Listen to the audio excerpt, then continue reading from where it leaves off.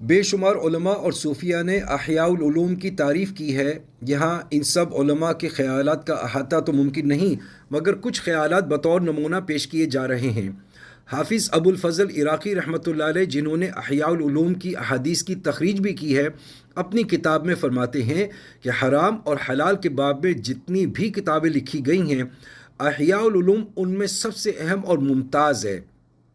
اس میں ظاہری احکام کے ساتھ ساتھ ایسے اسرار اور معارف بھی بیان کیے گئے ہیں جن کا عقل ادراک نہیں کر سکتی۔ مسائل اور ان کی جزیات تک بیان کر دی گئی ہیں۔ گو کوئی پہلو تشنا نہیں چھوڑا۔ علم باطن اور علم ظاہر کا اتنا حسین امتزاج کم ہی دیکھنے میں آتا ہے۔ عبارت ایسے جیسے موتی پیرو دیے گئے ہوں۔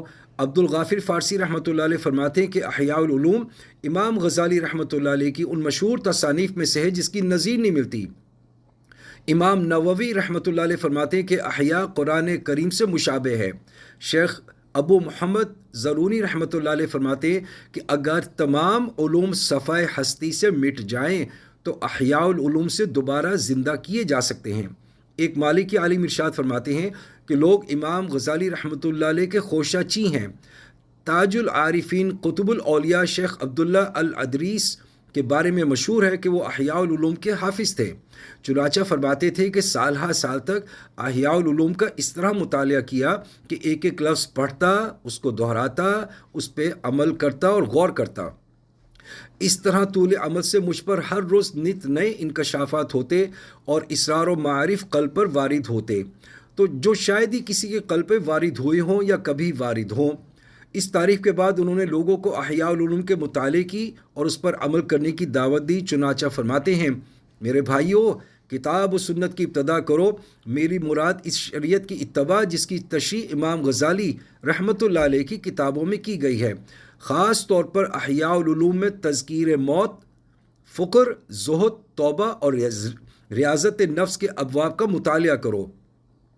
ایک اور موقع پر شیخ نے فرمایا کہ اول و آخر، ظاہر و باطن اور فکر و اعتقاد، ہر اعتبار سے کتاب و سنت کو لازم پکڑ لو، اور کتاب و سنت کی تشریح حجت الاسلام امام غزالی رحمۃ اللہ علیہ کی کتاب احیاء العلوم میں ہے۔ ایک مرتبہ ارشاد فرمایا کہ کتاب و سنت کی اتباع کے علاوہ ہمارے سامنے کوئی دوسرا راستہ نہیں ہے، اور کتاب و سنت کی مکمل تشریح احیاء العلوم میں ہے، جو سید المصنفین بقیت المجتہدین حجت الاسلام امام غزالی رحمۃ اللہ علیہ کی مایہ ناز تصنیف ہے۔ ایک موقع پر یہ الفاظ کہے، احیاء العلوم کو لازم پکڑو۔ یہ کتاب اللہ تعالیٰ کی توجہات اور عنایات کا مرکز ہے۔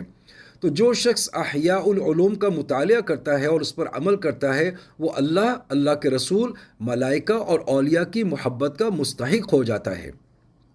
امام غزالی رحمۃ اللہ علیہ نے شریعت اور طریقت اور حقیقت کے درمیانی فاصلوں کو ختم کر دیا ہے۔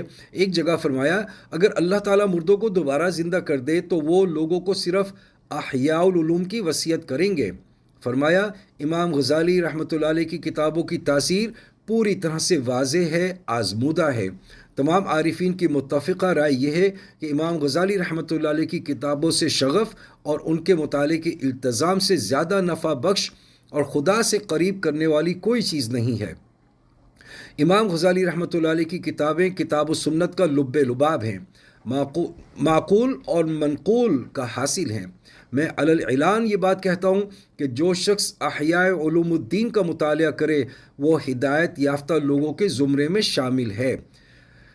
فرمایا، جو شخص اللہ اور اس کے رسول کے علماء ظاہر اور علماء باطن کے راستے پر چلتا ہے، اسے امام غزالی رحمۃ اللہ علیہ کی کتابوں کا مطالعہ کرنا چاہیے۔